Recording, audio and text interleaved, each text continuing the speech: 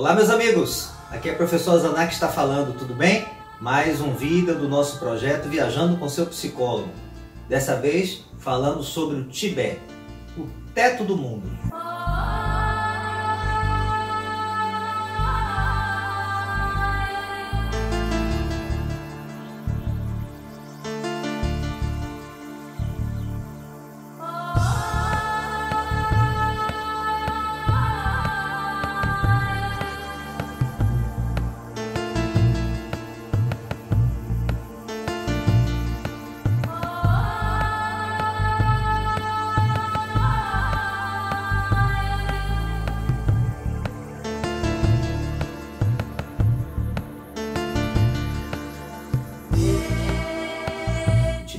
Ele é dominado pela China, era um país autônomo, mas foi conquistado pela China nos anos 50. E eu fui fazer turismo a partir do Nepal. É um país budista, muitos templos, todos os lugares que você entra tem santuários com entidades budistas que são reverenciadas. É um país que está muito reprimido pela China. Todo lugar que você olha tem militares, checagem na estrada. Você não consegue circular de maneira livre e espontânea. Deu para perceber que é um povo muito oprimido. Os chineses ocupam os melhores postos de trabalho, estão muito mais bem posicionados em termos econômicos, enquanto que os tibetanos ocupam os subempregos e têm muito menos oportunidades econômicas. Eu contratei um guia e o guia me disse que todos os militares são chineses, nenhum é tibetano.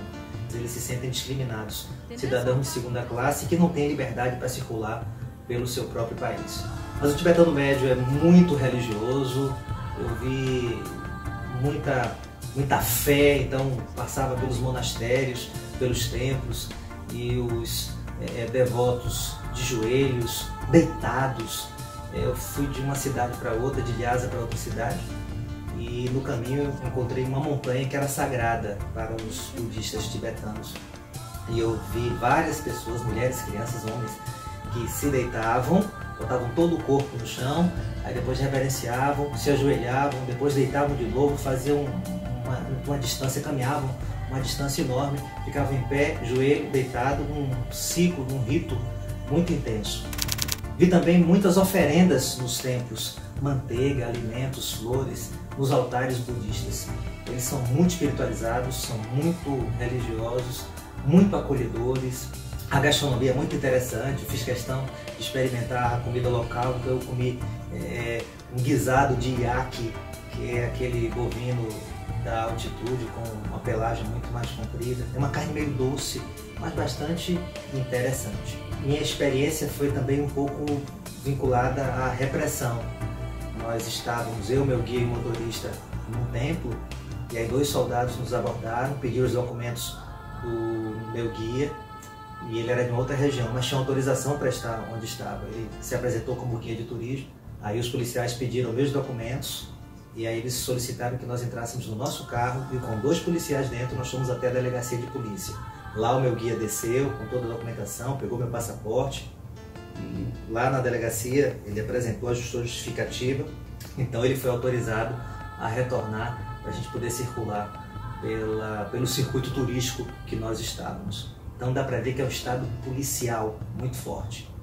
Agora os palácios, os monastérios são lindíssimos, a energia que circula pelo país é algo indescritível, uma leveza, apesar dessa repressão, apesar desse militarismo, apesar da angústia que a gente percebe no olhar médio do cidadão tibetano, existe uma energia que circula pelo ambiente que é muito leve, contrastando com a repressão política e com as dificuldades econômicas.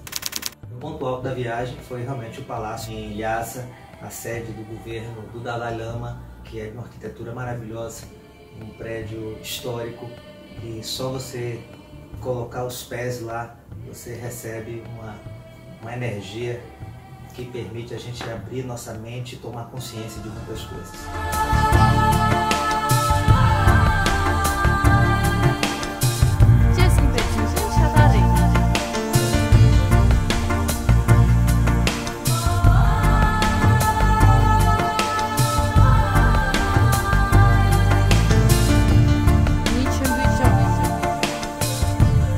Niçin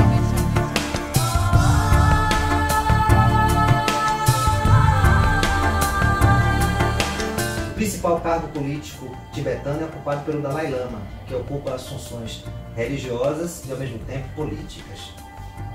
Em 1950, a China invadiu o Tibete. Os monges tentaram resistir e muita gente morreu. Mosteiros foram queimados, muitas aldeias destruídas. 9 anos depois que os chineses invadiram o Tibete e anexaram mais uma província chinesa, o 14º Dalai Lama fugiu para a Índia com alguns seguidores e formaram um governo do exílio. A China está fazendo uma dominação cultural, econômica e militar do Tibete. Apesar disso, é um povo, você percebe uma espiritualidade que o mantém de pé, lutando e em busca de valorização da sua cultura e de desenvolvimento das suas tradições. O budismo nasceu na Índia. Quando migrou para o Tibete, se organizou através de algumas características locais, com um caráter muito mais místico do que o budismo tradicional.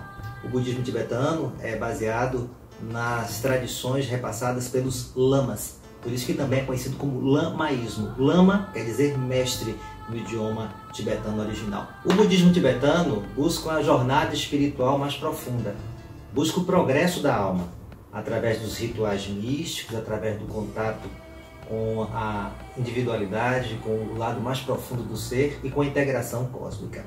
A meditação é a principal ferramenta. Então eles buscam desenvolver a serenidade para destruir os conflitos e a partir daí permitir que a energia flua sem bloqueios. Para o budismo tibetano existem 4 dimensões da realidade do ser. Primeiro, tudo é sofrimento.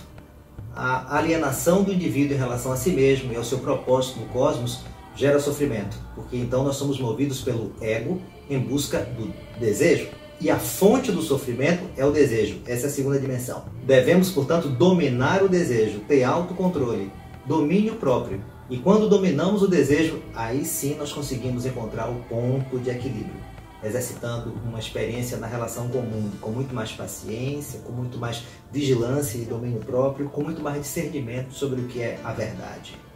O propósito da existência, segundo o budismo tibetano, é alcançar o nirvana, que é a extinção do sofrimento, a integração consigo mesmo, a libertação de todos os conflitos, de todo o apego à dinâmica material que impede a ligação com o cosmos e com a transcendência. É a plenitude da vida espiritual. O seu equivalente na psicologia seria a individuação junguiana, que é quando você se torna não dividido, não fragmentado, quando você transcende os seus conflitos e é capaz de tolerar as diferenças, respeitar a diversidade e realizar escolhas que sejam mais saudáveis. Então o nirvana seria essa renúncia à dimensão material, alienante, competitiva, individualista, de ego, e a integração com uma dinâmica de self, de harmonia consigo mesmo, de harmonia com o mundo externo, de harmonia com o cosmos, uma elevação do espírito que acaba cessando o sofrimento.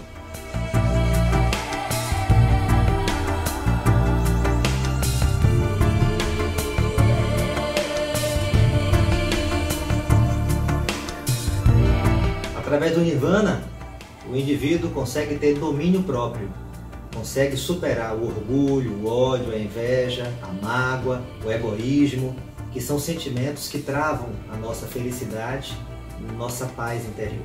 Meus queridos, que nós possamos aprender com os tibetanos, que nós possamos aprender a tolerar as diferenças, respeitar a diversidade, entrar em comunhão com o nosso mundo interno, vivenciar a nossa plenitude de potencialidades, nós possamos entrar em harmonia com o externo, entrar em conexão com o que está ao nosso redor.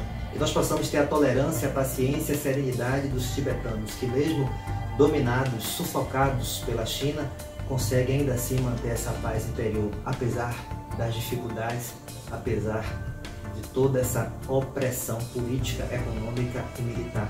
Que nós possamos aprender com quem mora no teto do mundo, que nós possamos também evoluir, que nós possamos também entrar nessa dimensão mais elevada, compreender as dificuldades e realizar escolhas que sejam harmonizadoras. Viajando com seu psicólogo, porque viajar é cultura, é aprendizagem, é evolução.